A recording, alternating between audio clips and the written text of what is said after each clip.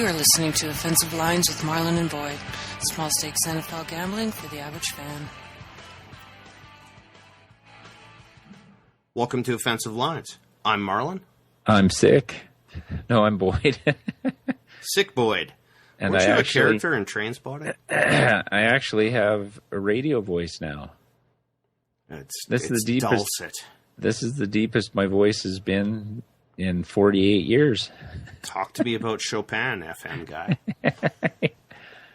This is Venus Flytrap.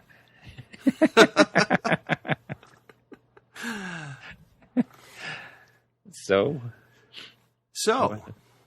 we originally had said that we were going to talk about TV this week. We've been working a bit on how we're going to format the off-season podcast, so we're not really going to do TV tonight because also there actually is football to talk about. Yes. Well, not football, the game, the right thing about it, but football, the business. Yes. When there's enough to talk about, and we said this before, if there's enough football to talk about, we'll talk football, first and foremost. But there's a lot of dead periods here, so we'll be going back and forth. And maybe just have football a little in the beginning, and then switch into something else. But this one's strictly football. So if you don't want to listen to football, fuck off. You seriously have a bad idea about what we're trying to do here. Hopefully you will stick around when we talk about not football. But, so we are pretty much in the dying gasps of the free agency period. Yeah, there's nobody left, is there? Well, I guess there Cutler and Kaepernick. Yeah. And there's worse quarterbacks being signed, but are these guys holding out for a starter shot? Or is there a starter shot open? I think the Cutler baggage is too much. Though, well, let's start with Cleveland. Cleveland, as I think anybody who follows football knows, is trying a baseball strategy. They are kind of attempting to do what Theo did with the Sox and the Cubs. Stockpile young talent. Lose. Keep stockpiling until you're ready. Do you agree? I mean, you know the baseball news better than I do. Yeah, but why? I don't think it works in football. You don't have control in baseball. The Cubs control Chris Bryant for like 7 years. 7 years and or as deep as their pocketbooks will go. Yeah. There's absolutely no upper limiter. Well, there is. I couldn't agree with you more. There is an upper. They do have a luxury tax in baseball. But if you're the Cubs and you're winning, the luxury tax means nothing. It's like the Yankees, the Red Sox. The revenue's so huge Dodgers, that it doesn't even matter. There's about 4 teams where that luxury tax is. Well, there's more than that. There's owners that'll spend. The Angels, like Cardinals, if they're winning, they'll spend and pay the luxury tax. So it's not even like it's. Some owners don't spend any money in baseball and just collect the luxury tax money from the ones that spend. And it's just a money-making business for them. They don't try and win. Florida Marlins, for example. So, but in football, you've got them for 3 years, essentially. Yeah, 3 to then 5 what? for your first round. So then what? And that begs the question. First of all, you have then to you have a salary talent cap. Evaluators. Well, not even. You don't even have to look at it that. If say you're lucky enough to hit on 7 draft picks that are stars over what period? 3 years. Oh yeah, okay. Because that's what your window is. Yeah, 3 so to 5 that years. would be 35% of your draft picks, roughly. Yeah, you hit on. So and no one hits on 35. No, but say you do hit on ones that are going to make above average salary for their position. How do you keep them all with a salary cap? especially because if you have a good year, they're all going to start to hit their second contracts simultaneously. Exactly. I brought this up to you when we went out gambling the other week. I don't remember that. Oh, okay. I just asked if I was completely wrong, because I said even if you hit on a high percentage of your draft picks, which requires talent evaluators, which we've really seen no sign of that in Cleveland. And I don't think that exists. They fired most of their scouts, which is fair enough. Cleveland hasn't really rung up the successes. No, but no team does. That's a myth, and I'll fight that till I die. No, fair enough. But so in any case, even if you hit on a high percentage, there's no possible way to retain these. So what you are asking a team to do is win with virtually all rookies in a 3 to 5 year window. I don't think that's ever going to work. No, I don't disagree with them dismantling everything and starting over. No, not at all. But football, there's 53 guys on the roster. It's not like baseball where you have 8 guys you trot out there every day and 5 pitchers. And then you just plug in holes. It doesn't work like that. And it's more system. I mean, in baseball, a great hitter standing at the plate is alone. That's really all there is to it. And he only gets 3 out of 10 times. Yeah, but one individual can make that difference. But that's not conceivable in football. A running back doesn't gain yards without blocking. A quarterback doesn't throw for 4,000 yards without blocking. No, but you could have Tom Brady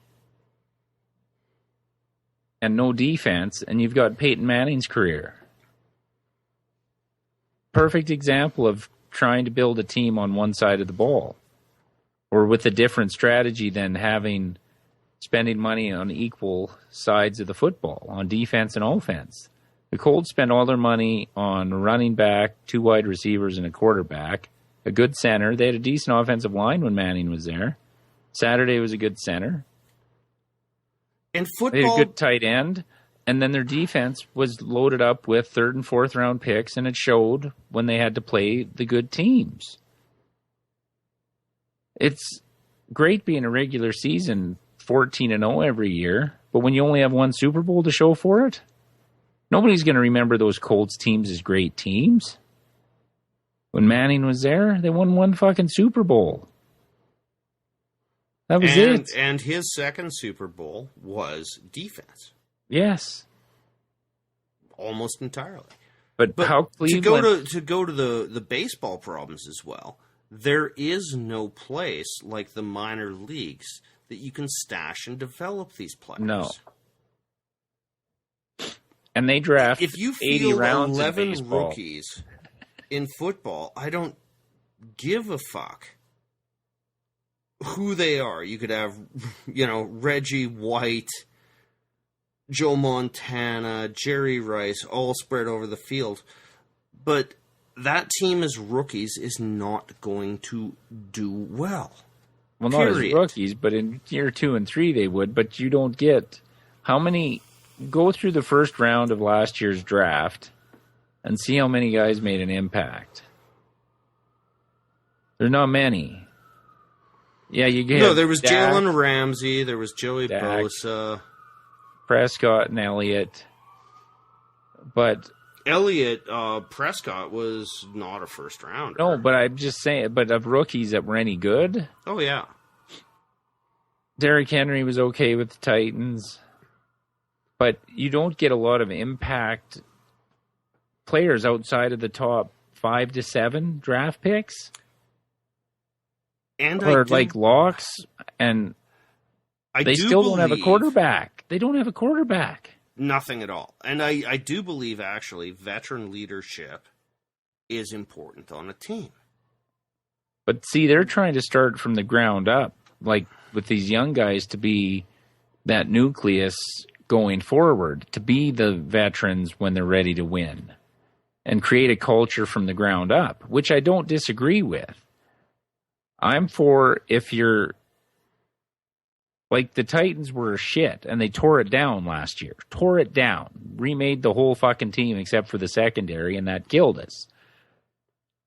So now you had the O-line. Yeah, but I'm just saying. You had the O-line. I'm just saying. We had to replace 2 guys off of that starters from the year before due to injury and shitty play. Like, new GM fucking dumped half the team. Okay? So, turned it around. Now they're into adding pieces. Because your nucleus is there. Now you plug holes where you were weak last year. Cleveland's weak everywhere. So the philosophy I don't disagree with of tearing it down and building up. But you can't do it in the baseball way. Because I'm for if you're not competing for a playoff spot. Because in the NFL you can get hot and go on a run. Baltimore did it. Atlanta to a degree last year did it. You can get hot at the right time and carry you for a month. The Giants twice, Pittsburgh twice. So you just have to get in. So my thinking is if you're fucking 6-10, 5-11 for 4 years, what are you doing? Just blow the fucking thing up and start over. It's easy enough in football to start over because the free agents are coming every year. So you can kind of turn around. You're not going to be great in a year. That rarely happens. But you should be competitive in a couple of years after you blow it up. Yeah. But they've changed philosophy so many times and that was Tennessee's problem too. New coach every 2 fucking years after Fisher. New quarterback every 2 years. There was we didn't draft properly, and that's the problem with the strategy when you don't have the right upper management. Well, it's great to have a boatload of draft picks, but at a certain point you have to stop. Well, yeah, but this is the first year of the process for them, so I'm not against it. Second year. Well, okay, but so we'll see how this draft goes. They're in a better shape than the Rams right now. When they traded away those fucking draft picks to the Titans to pick number 1. Oh, yeah. No, anyone, Philly's going to get away with it more because Wentz looks like he might be for real. And they had pieces on defense. There was talent on Philly. But for a team like the Rams to give up what they did for Goff, one of the most unsung, least sung quarterback prospects in the last 5 years. Yeah. Well, and I do think you have to have the proper upper management. Like John Robinson turned out to be a good GM for the Titans so far. And what he did in year 1. If you don't have that kind of vision of how a team should be from the GM through the coaching staff, we have a smash-mouth football coach on defense in LeBeau who's aggressive. Malarkey wants a tough football team. The philosophy is the same from the top down. Now, do you think you got a little bit lucky? Was the notion of exotic smash mouth on offense? No. You don't think there was a little bit of luck that turned out much better than you thought? No, because they went out and got guys to fit that role. Okay. It can't be luck when you draft a 6'4", 230-pound running back in the second round. You go out and get DeMarco Murray, who is that type of running back in Dallas, and you bring in guys that rush the quarterback. Like over the last couple of years, now Robinson didn't bring in a Rakpo, he was there, or Casey or but this year they're going on the defensive side of the ball. Last year they focused on getting that smash mouth offense, which I don't think was by accident. They knew they had pieces on the offensive line. They knew they had the quarterback they wanted. They needed to upgrade at running back and wide receiver. Well, Rashard Matthews had a good year. He was brought in. But the running game made Mariota look better than most second-year quarterbacks look. Because they actually had to fear our running game. Now, nobody could run against us, but they could throw the ball all over the field on us. So hopefully that changes with who we've brought in free agency and what we're going to do in the draft. Because we have 5th and 18th pick in the first round. I would bet my fucking car that it's a cornerback with our first pick and a wide receiver with our second pick. Well, what corner did you sign? Logan Ryan from the Patriots. Right. But I bet that's why I think you're going to go wide out first. No. They're the one that could be that kid from Clemson. I don't think he'll be there when we pick 5th. And we may even trade down. They're still talking about trading down and getting some extra. You are in a position to trade down. Yes. This gets into the subtleties of why we think Cleveland is making some mistakes, but there's a certain core logic to what they're doing. And you were the one that brought up in a podcast probably 2 or 3 years ago when we had the whole draft, is it luck or skill argument, that the Ravens and the Patriots stockpile draft picks because the more you throw at the wall, the better chance one of them's going to stick. So I don't disagree when you're as bad as they are to adopt that philosophy. You can't do it for 5 years. That's not a strategy.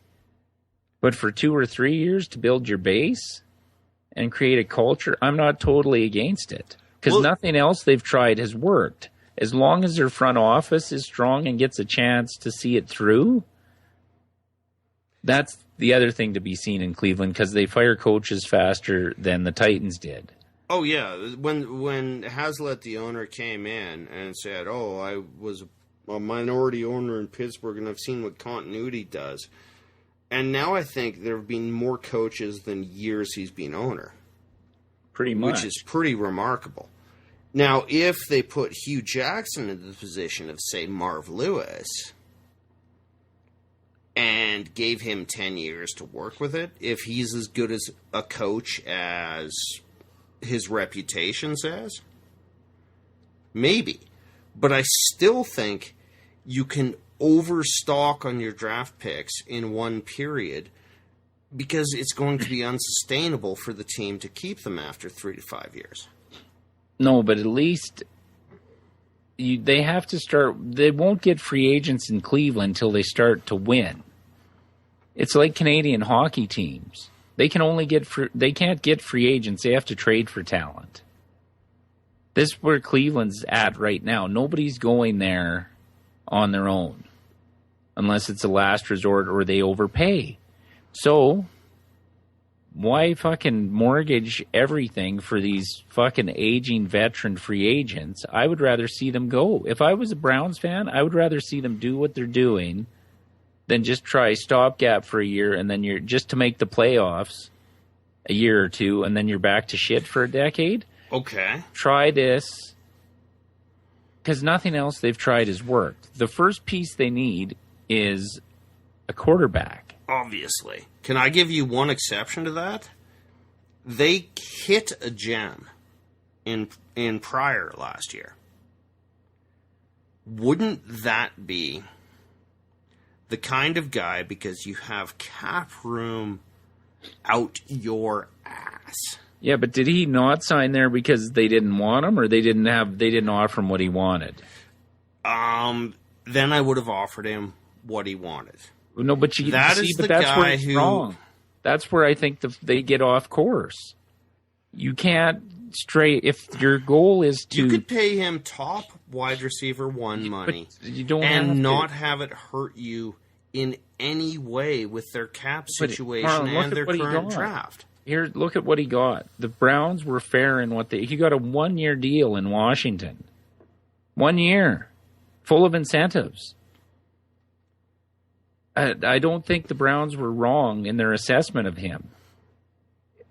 Think of him as the only good player on when the Toronto Raptors were first starting. Remember when everybody in Canada thought Damon Stoudemire was the second coming of Michael Jordan at point guard? Well, that's because he's the best player on the team and he gets to shoot 30 shots a game. When he got traded to Portland and had to fit into an offense, he was average.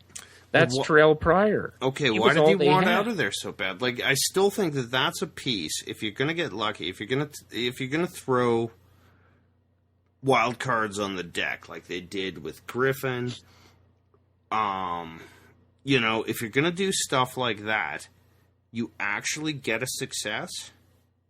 Hang on to him because you have the room. You hang on to him for 3 years for big money. No, you don't. You've got it for your money. You don't. You don't stray from the plan. Look at what the Toronto Maple Leafs are doing in hockey. They blew it up 2 years ago. They've got 5 players now with over 50 points. Only team in the NHL. That's the closest thing to football I can compare it to because there's that many moving pieces in hockey.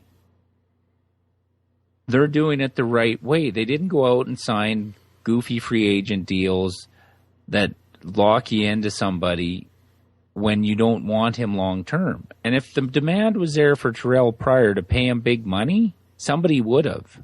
And nobody did. That's my point. You do not overpay for free agents because that just screws up everything. How would it screw up Cleveland? They had $80 million in cap money. Yeah, They've got a raft of draft picks. What exactly do they lose? Where is their risk, except for cash? There's more. There's got to be more to it than they didn't want to pay him. They lived with him for a year. Why was there not a raft? That I won't speculate on. No, but Marlon, we never hear that. No. Why wasn't there a raft of other teams? If he's that great, why wasn't there somebody giving him a 3-year deal? There's a reason. There's some reason. Either he's not as good, and that's my analogy to Damon Stoudemire, where he just was the best player on a shitty team, which doesn't make him good. He's just the only option they had then. You get my point? When he's the only one to throw it to. I see your point. There's a lot of validity to it. But I say a really good deal for 2 to 3 years is virtually risk-free for Cleveland. You don't overpay. Why? I don't care. Why? When you have the money and at a certain point you have to spend the money. I wouldn't overpay. I'm just saying there's something there. What we don't see. That's where you're thinking baseball, though. No. I mean, you know baseball super well, and that's the Theo Epstein. No, but that's not what I'm thinking. No, but you don't. If you're trying to build from the ground up, you don't start off by overpaying someone. Now, if you were going out and you had a restricted free agent like, who's the Cooper from Oakland, after his rookie deal was up. Yeah, overpay him, not some converted quarterback that's a wide receiver who just happened to be the best athlete on your team. You know what I'm saying? But showed decent contested catch, showed speed, caught balls from, I don't know, you and me may have started for Cleveland at quarterback at some point this year. I know. I don't disagree with their philosophy of just, you got to blow it up, and you do not start by just throwing in, okay, this is our stopgap till we're ready. That doesn't work either. You're either out or you're all in. But if a player appears and performs and receives nothing from the team, that's never going to help them get to the place where anyone wants to play for you. No, I know, but are we not seeing something that other teams saw on tape even? Possibly. We're not scouts or analysts. No, but that's why I'm saying, like, how come he had to take a 1-year incentive-loaded deal from Washington if he was that special. Okay, that's my biggest point on that. A third possibility here too is that any deal past 1 year, he wanted like Antonio Brown numbers. Well, there's no way. And if that's the case, then fine. Which kind of fits into why do you take a 1 year incentive laden? But it's not even big money. It's only like $5 or $6 million. It's not incentive laden to $15 million, which top receivers get. That's why I'm saying there's something we don't know about. And he went to another team which has a tire fire for organization. Yes. Yeah. So there's something we don't know. Because if he was all good, right, you've swayed me there. You swayed yourself with the Washington argument, which I didn't think about. But there's something there that we don't, like how he runs his routes, whatever it is. Because he's a good athlete, but that doesn't make you a great receiver. And I wouldn't overpay a converted quarterback. That'd be like saying, well, they should have paid Cordell Stewart fucking No, $8 but he million. did more. As the only threat in Cleveland, he produced. And to me that says, if he is the only thing they've got, and he still managed to produce, I'm looking at him a lot closer. And maybe with that close look, yeah, there were flaws. But the fact that he managed to produce with terrible quarterback and no other threats on the field, doesn't that sort of imply there's something there? No, there's something there, but I don't think there's enough there that you overpay. He's not a number one receiver anywhere in the NFL except Cleveland. So you do not overpay for that. Okay, now who are their receivers? They blew it up. So they're all counting on this draft that they won't be able to retain for 3 years. So their window in blowing it up is Marlon, 3 years. I understand, but well, not everybody's going to leave. Why not? If anyone who produces, well, if they're shitty, no, you can't go back to just production. You know, he wouldn't be a number one receiver, and why didn't San Diego sign him? Well, because we managed to create decent enough receivers out of anybody who walks off the street. I'm using that as an example. Like, there was 30 other teams could have signed him, and nobody stepped up. We're missing something. Yeah, he's not that great. The fact that you're missing something that I totally agree with. You're correct. So why should Cleveland overpay him? If nobody else wanted to overpay him, why should Cleveland?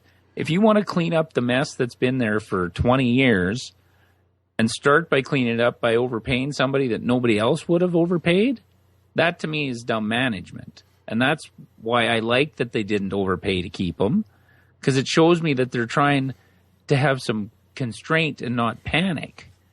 Because old Cleveland would have went, oh, we finally got somebody, let's overpay him. They've had one good player there in 10 years. Joe Thomas. Yeah. I was thinking, who the hell? Oh, yeah. Joe Thomas is. Why not start over? Though I read an analysis of Joe Thomas that his last 3 years have been not so stellar. Well, no, I agree. I said that last year when he got voted into the Pro Bowl. Yeah. It's like, fuck, there's no better left tackle in football? Their quarterbacks are dead every year. Well, I think they arrive dead. Which brings us to the final thing about Cleveland. And, by the way, I don't know what it is about our mutual fascination with Cleveland. We spend an awful lot of this podcast talking about Cleveland. Well, I'm hoping we get to talk about them for turning shit around going forward. Because I like what they're doing. I like the philosophy because Tennessee tried all the shit. Well, no, but Baltimore did it.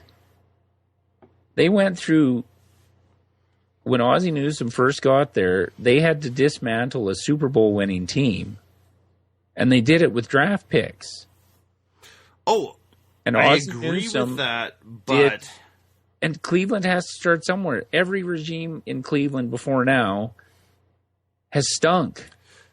So we have to give these guys a chance to see if this works. I like this plan better than bringing in Chip Kelly or some gimmick shit as coaches or quarterbacks or something like that. I don't want them to go sign Kaepernick or anything like that. if they don't give New England whatever they want for Garoppolo, with all the draft picks they have, they're stupid. That I would disagree with. They need to start with a quarterback. So I'm on the other side of that. You need the most important position is a young quarterback that has shown he's got talent. He's been groomed for 3 years in New England. Is there any better? He looks like he would come in. I'm not going to say he's going to be as good as Aaron Rodgers, but he's good. He didn't look like a guy that had never really played in an NFL game before when he started last year against Arizona on the road. There's potential there, but what's the history of Brady backups? You know? But you got to start. You trade the draft picks. He's not going to be mega expensive for a couple of years. Like, what are you going to do? I would rather have. I would take him over quantity. any quarterback in the draft. Yes, that's what I'm saying. But okay, what I would rather see, frankly, and it fits with their philosophy, like that RG3 tryout. I think Kaepernick makes sense there. See, I don't like that. Because then you're back to gimmick offense.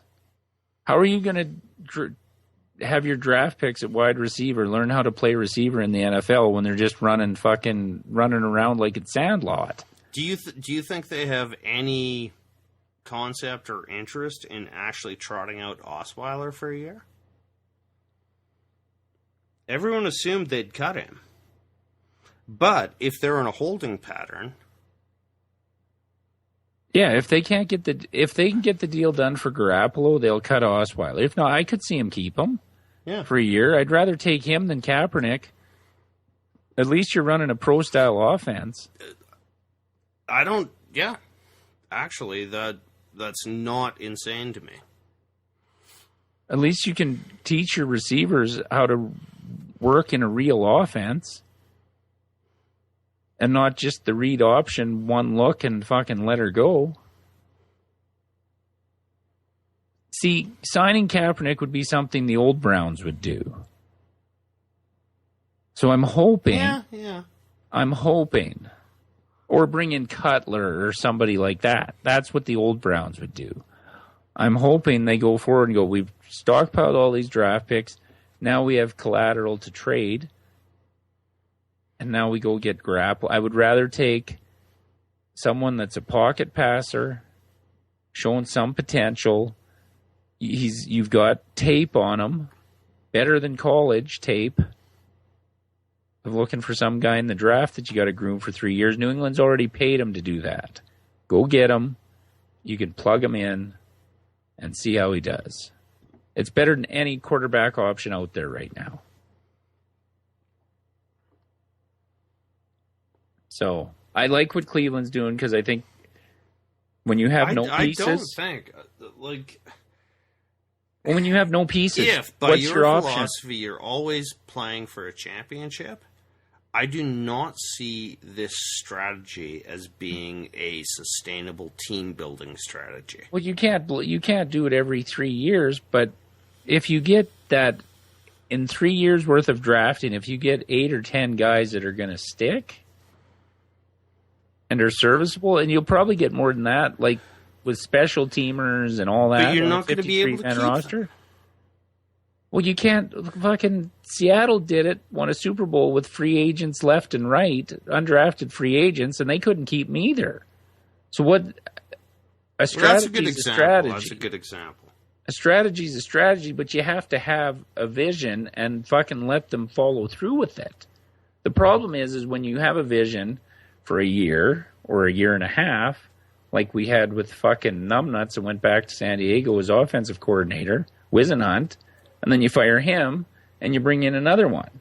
And before Wisenhunt, there was another 2 years and gone. And I agree, when it's not working, fucking blow it up. I didn't mind Wisenhunt when they signed him, but he wasn't working. Blow it up. And now the offense looks like... You blew him up in under 2 years, though. And, yes. And so you're making an argument on one side for consistency. No, but they finally got rid of the GM too last year. Okay, got rid of so that's where you want the consistency. More so than the coach. Is that what you're saying here? The GM hires the coach, and when the coach is shit, when you hire 2 or 3 coaches that are shit, and you draft like shit, everybody should go. We were a year late on the GM. But now it seems like we have a competent GM with an actual fucking plan, not just trying to save his job. This is where you run into problems. That's why Jeff Fisher took Jared Goff in the first fucking round. He was trying to save his fucking job.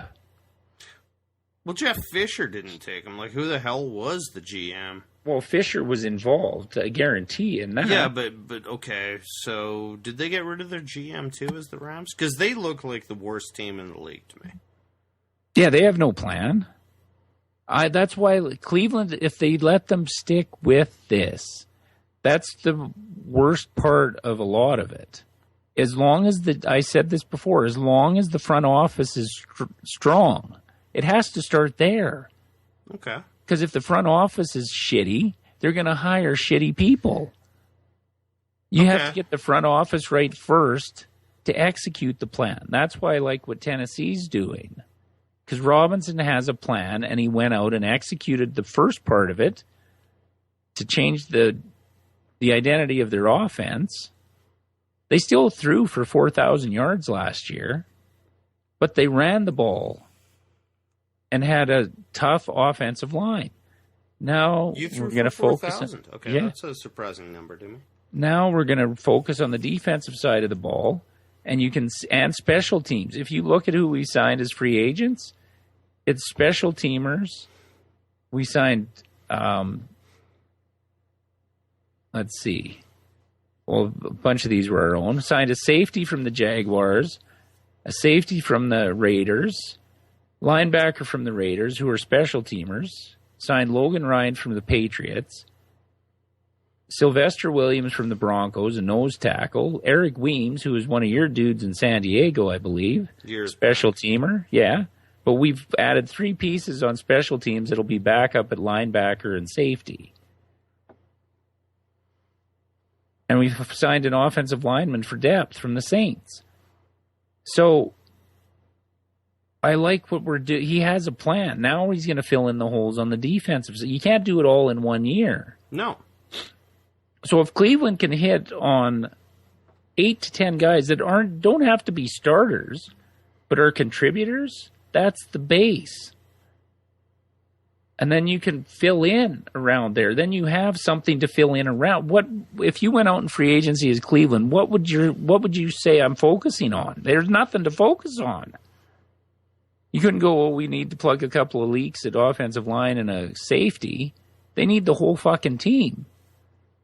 So I like you draft these guys, see what you get, and then fill in around the guys that hit. That's all Belichick's done. Except that I still think the time cycle will screw them. It's a grand experiment. I like seeing someone trying to do something different. But this isn't different. The Patriots do it. No, the Patriots... They have their nucleus, and then they jettison guys off when they get a little older and the money's going to be too big. The Patriots didn't do any of that until Brady was a genius. That's the difference in what happens is when you have your quarterback, it all can start to come together. Right, and that's why I say you go get Garoppolo. Look at Seattle. They found Russell Wilson, luckily, just like Dallas did. That gives you a lot of freedom, money-wise, to go fill in different pieces. And when their undrafted free agents hit, they kept some of them and let some of them walk. And then you can plug in pieces. So I'm hoping that's what Cleveland does. You hit some guys. They'll get some guys that they didn't think were going to be good that turn out to be good. As long as the front office is strong. And I don't believe... Maybe. I'm betting against them. Well, I'm not saying it's going to work. I just like that they actually have a strategy and are going to carry it out.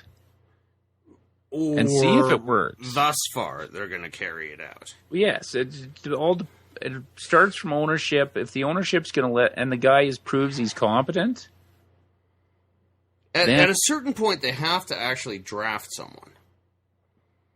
Well, we'll see what they do. If they, I still hope they trade for Garoppolo. So, and if you want to go into Romo from Garoppolo, we could do that, because I think it's very similar to what Dallas is doing and what New England's doing. Okay. To be honest. Pray tell. Do say. Well, everybody's going, well, the Cowboys will just cut Romo. Why are we trade for him? And the Cowboys are like, well, the salary cap's going up like $30 million or whatever this year. Yeah. We'll hang on to him. Fuck it. We'll take the cap hit. And we'll get somebody's going to give them something for Romo. Yeah. This is just like they're holding a gun to the Houston Texans' head and saying, when are you going to give us what we want? Because they have no quarterback right now. Tom Savage, come on. And a good defense. No, I don't. I think Savage signed somewhere else. No, Savage is still with the Texans. I'm pretty much certain. But the Cowboys don't have to release him. The Patriots don't have to trade Garoppolo until they get what they want. And Houston, by the way, it's the more I look at their numbers and what they did, they're a great defense. Yes. And they've got a good wide receiver. They've got a functional running back. And maybe not the greatest O-line, but not a terrible O-line. No. So they're, but yeah, the notion that Jerry Jones would be a gentleman and release Romo, I can't believe I bought that they would do the right thing and let him choose his team. Well, who's his team? Well, it'd either be Houston or Denver. Right. Those are the only two places he would go. But the notion that they would release him with nothing in return was so naive of me that I actually bought into it. I'm shocked by that. But that was all just reports. That never. I know. The Cowboys never said it. Romo has never said anything. Except for tweeting out, thanks, Dallas, when on the day that he could have been released without salary cap implications, he clearly thought he was getting released. But they don't have. He's still got his money. I know. He's still getting paid. It's business, baby. He's still getting paid. Oh, Romo, he's never complained about it since, because Romo ain't stupid. Well, and him and Jones have a good relationship. Jones may have filled him in on everything. I don't think he did because of that tweet where he thanked the Cowboys fans. He clearly thought he was wandering out to be, seduced by whatever teams were available. He thought he was going to be Peyton Manning with the neck injury. Well, if you remember, just before he was scheduled to be released, the day or two before, stories started coming out that, that might get traded now. So if the Texans and the Broncos would have just sat on their dicks and did nothing, he probably would have been released. But once Dallas knew there was interest out there, why wouldn't you wait? What's it costing them? What'd they have to pay him for his roster bonus or whatever the fuck it was? Well, I think it gets into, is it a June 1st designation where he cost them $16 million on the cap? And let's face it, Dallas's defense could use money. Yeah, but they're paying their quarterback nothing. So that $16 million is basically what you'd pay your starting quarterback. Yeah, they got lightning in a bottle. But still, that's what made Seattle successful. That's why that defense was so good for 3 years. Oh, I know, but that's kind of blind luck. Yes, but still works. No, but it fell in your lap now. Yeah. So I agree with you. Why would you give up an asset when you could possibly get a second or a third rounder for him? Yeah, third and a fourth, whatever. Something's better than nothing. Yep. And if you look at what you'd slot in to pay a starting quarterback,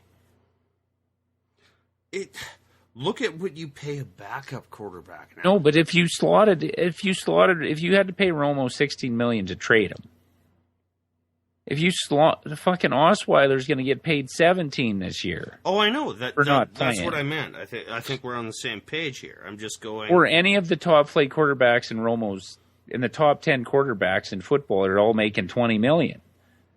So if you got Prescott at $1 million and Romo if you had to pay him 16 for his cap hit, you're still under budget. So somebody's gonna pay for Romo, and somebody's gonna pay for Garoppolo, and it's probably gonna be Cleveland.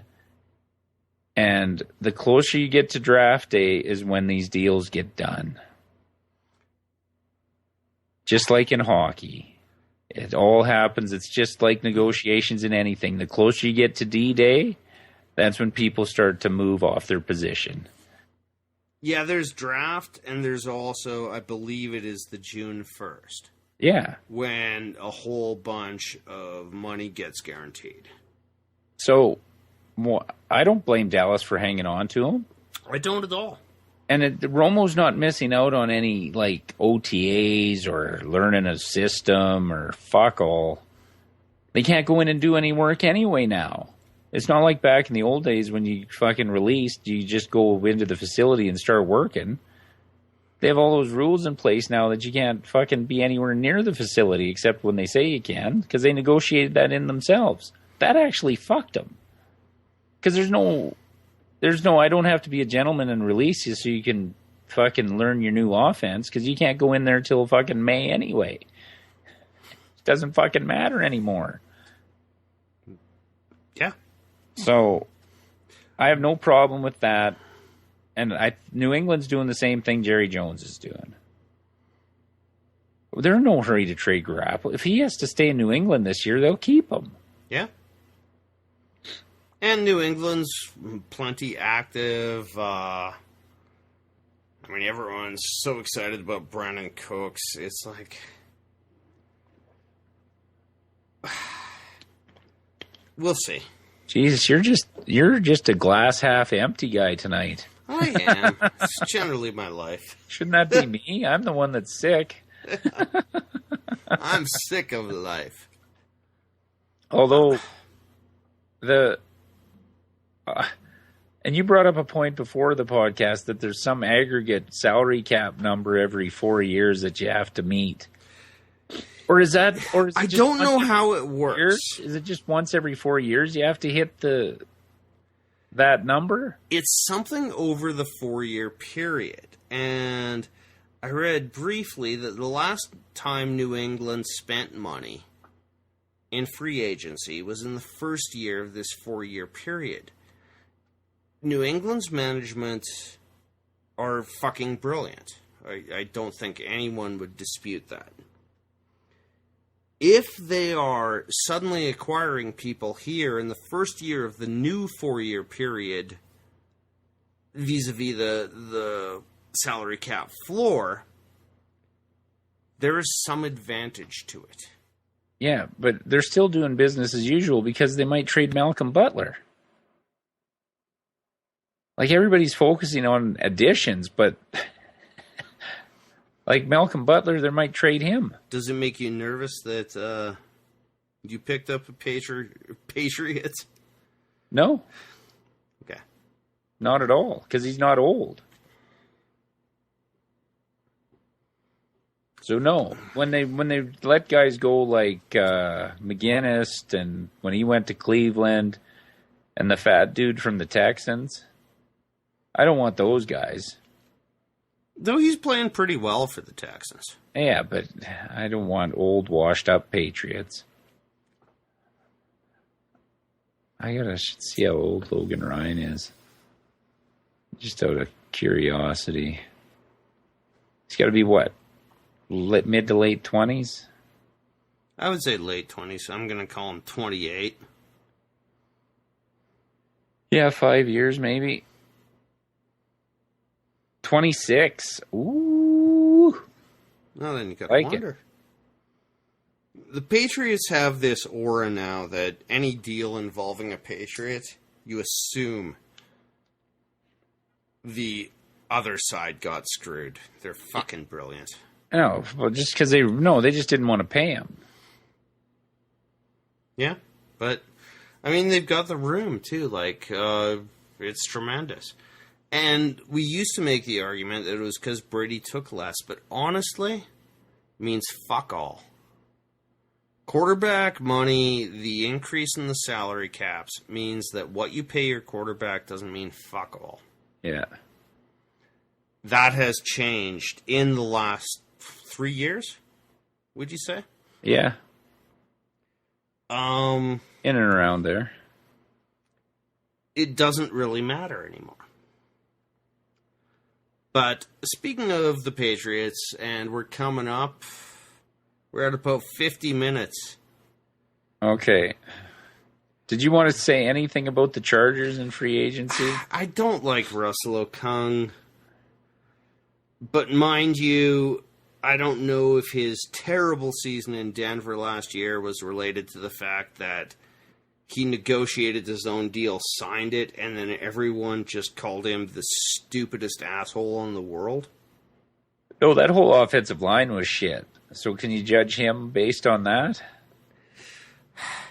It's tough. I mean, like an offensive he's line going to be works better than current domestic violence guy, King Dunlap, who was one of those guys that, oh, I've got a contract coming up, I'm going to have a terrific year. And then for the rest of this contract, I'll be too hurt to get out of bed. Hey, that's a good gig if you can get it. Yeah, and he played it. It can't get any worse. But this goes back to when we started this podcast, the first draft show we ever did, I stated my philosophy. If I were a GM, I would draft on the O-line. And then I would go for another player on the O-line. And then I would get some depth on the O-line. And then I would work with a little more O-line. I hope those guys can catch. Hey, receivers are a dime a dozen, man. Lines. Who are the better or the up-and-coming teams in the league, including your own? What do they all have? The Raiders, the Cowboys, the Patriots. What do they all have? They have a fucking O-line. Yeah, but you can't draft every draft O-line. I was obviously going into hyperbole there. I know. But my philosophy was not fucking wrong. You build a football team from your lines. All right, but you can get that wrong too. The Titans absolutely you can get it wrong, but you're never going to get your team right. You were talking about Cleveland? Yeah. If you have a belief, you weren't wrong, but where you start with the belief in a team is you build your fucking lines. Well, they did it right with Thomas. Where'd they fuck up the rest of it? Yeah, who was the GM when they drafted Thomas? It's been like a dozen years now. Yeah, he's been in a decade, so yeah, fuck. That could have been 6 GMs ago. Yeah. But that's all I'm saying is... No, I don't disagree. You can have everything else on a team. All of those guys, those are the guys you can find pieces to fit. Yeah. But if you've got no line, on either side of the ball, really, you can't fix what's behind it. Well, you could actually have 2 good tackles drafted and fill in with not journeymen, but above average guys in free agency. If you could draft a right and a left tackle. Our center Clausen's good. Our defense was number 7 on DVOA, which is pretty remarkable. We lost Manti Te'o, which... Oh, and you didn't re-sign the cornerback either. Yeah, no, but Flowers? Yeah. Actually his replacement, whose name escapes me right now, was more you mentioned him in the podcast before. Yeah, was more than serviceable. If Verrett can stay healthy, actually have a pretty good defense. Receivers, we find them, they work relatively well. I'm not as pessimistic about the Chargers as I usually am. Yeah, if they We can just solve need the some offensive kind line. of fucking protection. And we don't need 21 players on IR. Well, that's just bad luck. You can't Bad do luck anything 3 with years luck. in a row, dude. Yeah, but you can't. Well, but what are you gonna? What, they go out and try and get hurt? They actually commissioned a study to try to figure out why the Chargers were the most injured team in the league 3 years in a row. So I haven't seen the results yet. Oh, don't. Oh, they'll come back. I've seen this shit before in other sports. Oh, I know. It's a joke. Oh, the training staff. Well, it's like, are you kidding me? Well, we did have a quack doctor for years. Yeah, but that doesn't get them hurt. The doctor isn't the one in the weight room with them or the one training them. He's the one repairing them when they get hurt. We play on natural turf. This shouldn't happen. It happens every year. It's become weird. a running joke when Shelly and I are watching a Chargers game and going, "Oh, another Charger being carted off." No, it's losing just bad Woodhead luck. was a smart decision. Like, that kind of speaks to what you argued about prior, that a stupid team would have tried to keep Woodhead for way too much money. Yeah, and you've got a guy, you've got your cornerstone running back now. Yeah, who can catch the ball a little bit, and when you put him into a feature, he was actually good. And that's where the devaluing of a running back comes into play. Because now they'll just go in the draft and draft. Like, you look at the guys the Raiders kept. They let Latavius Murray go. Oh, and by the way, and they're in keeping my those opinion, two little he's guys. Going to do absolute fucking nothing in Minnesota because the Raiders, as I mentioned, have one of the best O-lines in football. And a good quarterback, which helps the running game. Yeah, every quarterback looks better, too, behind an O-line. Yeah. I still say it's the absolute foundation of the team. You cannot fix what's behind it until your O-line is good. So now they have Jalen Richard and is it DeAndre Washington as their two running backs? One was an undrafted free agent last year, and the other one was a rookie. DeAndre Washington has some potential. They both do. And they're talking that Marshawn Lynch is going to come out of retirement and play for the Raiders. Yeah. Yeah. When has that ever turned out well for a running back? Well, you just mentioned that Oakland line. It might turn out well. You don't take a year off football. Yeah, but they don't have to. You don't be a guy who's been dinged repeatedly. He's one of the most violent runners I've ever watched. No, I know, but this you know what? This isn't a diss on the Raiders or Marshawn Lynch, but I would be shocked if that turned out well. But here's the thing. He'll take less money than Murray would have cost him, and they'll use him the exact same way. They're not going to try and plug him in and have him run 30 times a game like Seattle was. But there are other hoops, man. Do you really think that's going to happen, or is this just kind of the new Brett Favre? No, I think he's back in Oakland. Okay. Honestly do, and I think they use him, give him the same amount of carries Murray got, and throw in Washington and Richard just like they did all year. Because it worked for him until I don't mind them losing Latavius, by the way. It worked for him until Carr got hurt. Every time I watched Latavius Murray run, the holes were there. I did not see him create. No, but what always bugged me about the Raiders was give him 20 carries. It'd be in the third quarter, you'd have 9.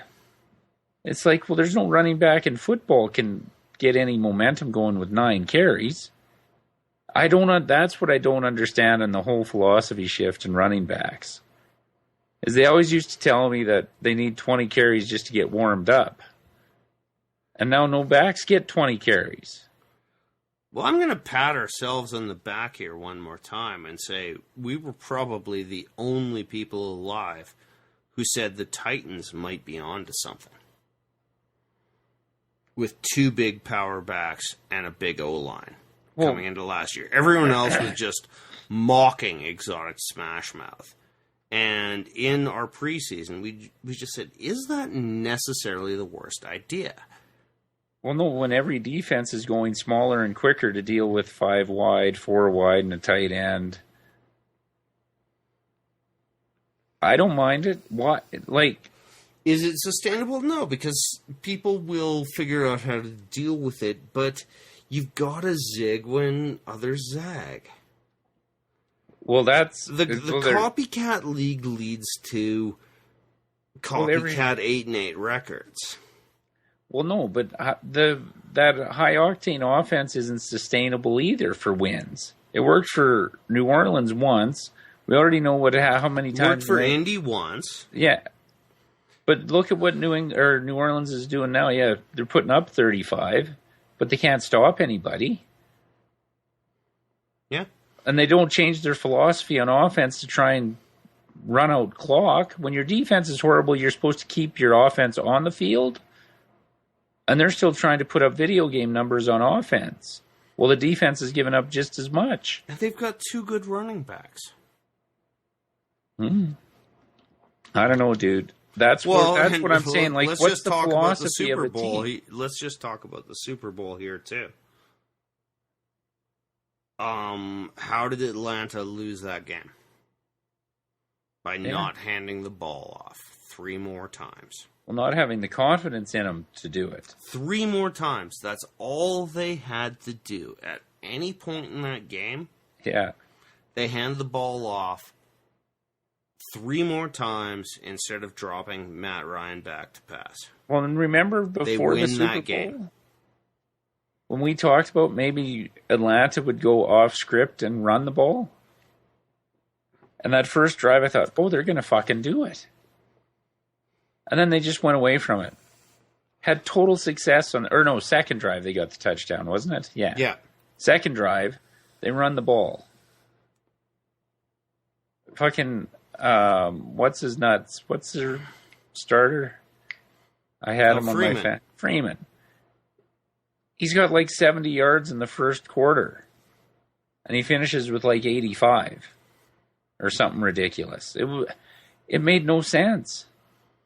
And I agree with you. Anytime, not in the fourth quarter, any time where they would have run another 45 seconds off the clock when they fucked up a pass play. I'll qualify it. Second half. 3 more rushes. First half. Fuck, they were up 21-0. If you can run it anywhere, just waste the clock. No, but then you still get to the end of the first half. But in the second half, any 3 plays that were pass plays or run plays that don't result in a fumble, you win that game. Any 3 plays. Yeah. I don't know. I don't get it. Running backs are devalued. And I think except when vital. You need them. Except when you need them. Nobody's got them when they need them. Except the Patriots.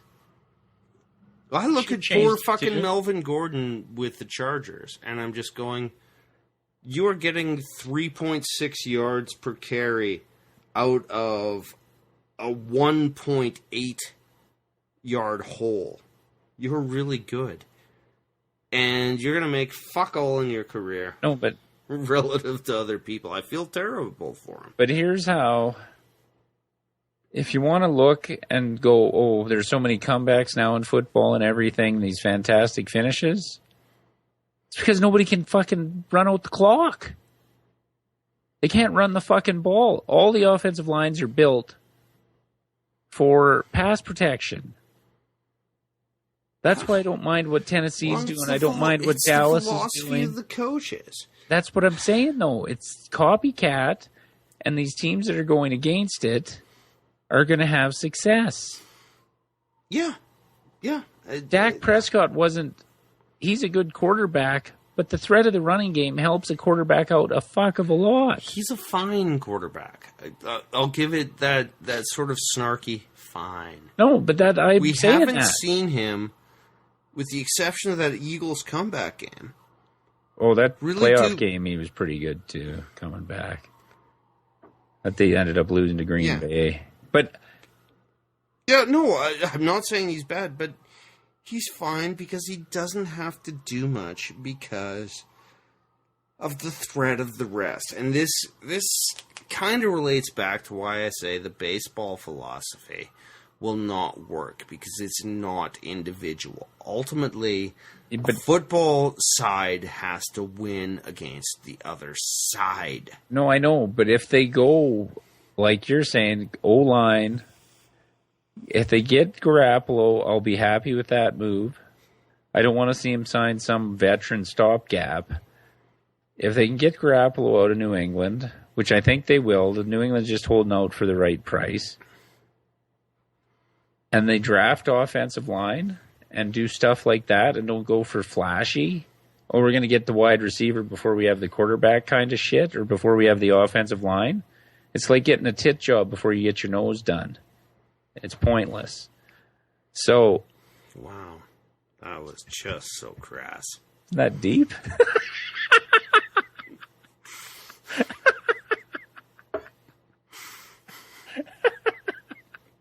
We got to throw some levity in there at some point. So, and if you can't tell I'm joking, then suck a dick. But if you're right, I agree with you totally on the offensive line thing. You can't put the cart before the horse. So get your quarterback, protect him, and then fill in the pieces.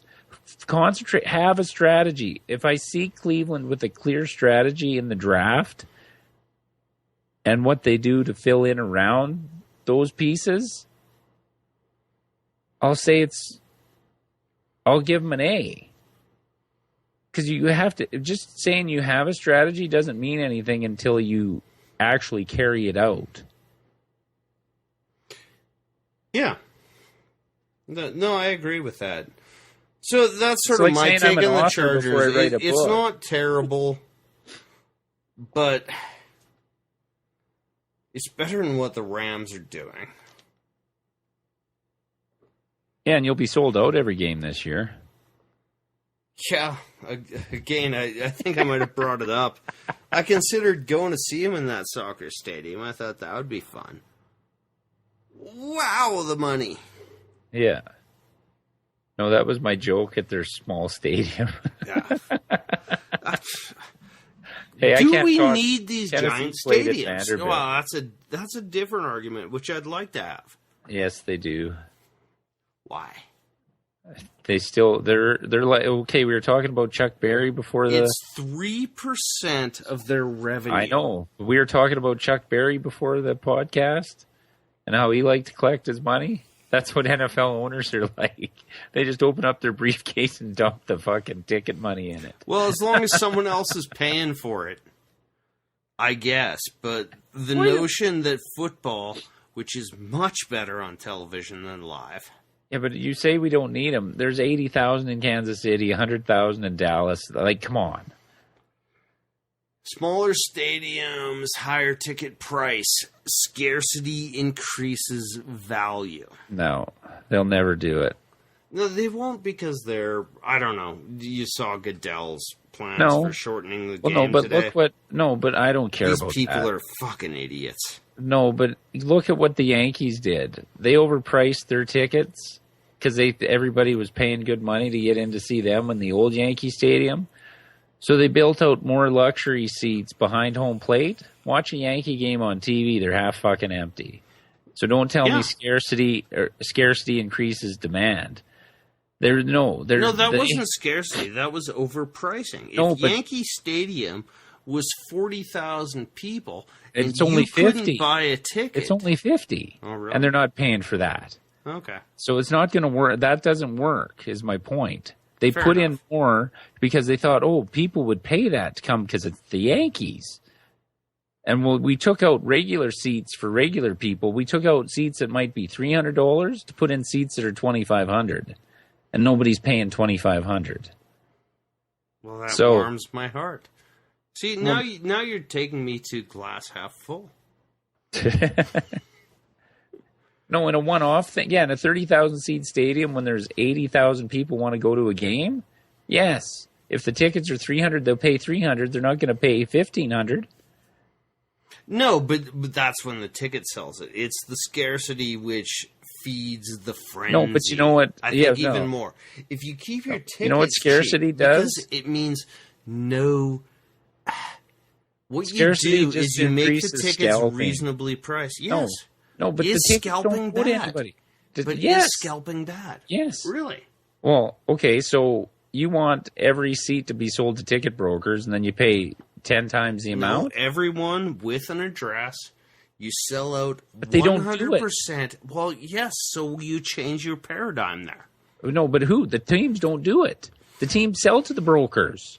You don't sell to the brokers then. But they do, You make though. your entire stadium They won't. people who have a fuck. They won't is a stupid argument for against they should. No, but okay, they haven't. So do you see them changing course? Every league has a secondary ticket site you can That's sell. because they're short-sighted morons. Create a better experience for a smaller crowd, and your product increases in value. Well, that's never going to happen. You're right. When they keep expanding the big house in Michigan, it's at 115,000. When I was a kid, it was under 100. Yeah, it was about 93, wasn't it? Yeah, somewhere in there. Did they expand it because they wanted to create demand? Like but they're never making going to happen. all of their money out of the stadiums. It's just bizarre. It's like, how much can we screw the taxpayer? It seems to be the philosophy. All right. We are at well over an hour here. Yeah, it's time to wrap it up. It was fun. That was fun. See, we had like 6 things we were going to talk about, and we got to 1. We got to 5.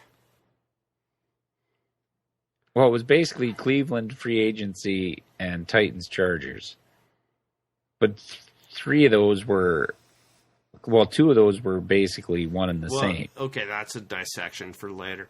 But anyway. Yeah, we're going to do football podcasts when football's available. It won't be next time. We're going to try a little bit of a different structure and format next time. Is that fair? And you'll have to listen to find out what the fuck it is, because we still don't know. It's on the conference table. We're discussing it. No, we've got a good idea for the next one, so hopefully you enjoy it. You can check out our podcast on iTunes or Stitcher for your Android device, on our website, offensivelines.ca. Follow us on Twitter at Offensive Lines for any updates to our blog posts or when a new podcast is available. Our personal Twitter accounts at OLinesMarlon or at OLinesBoyd. Facebook.com/Offensive Lines. And if you want to send us an email, it's offensivelines@shaw.ca. I'm Boyd. I'm Marlon. And that was Offensive Lines, off-season episode 2. Dean Spanos, cocksucker. Thank you. I missed that. Degenerate fucking gambler.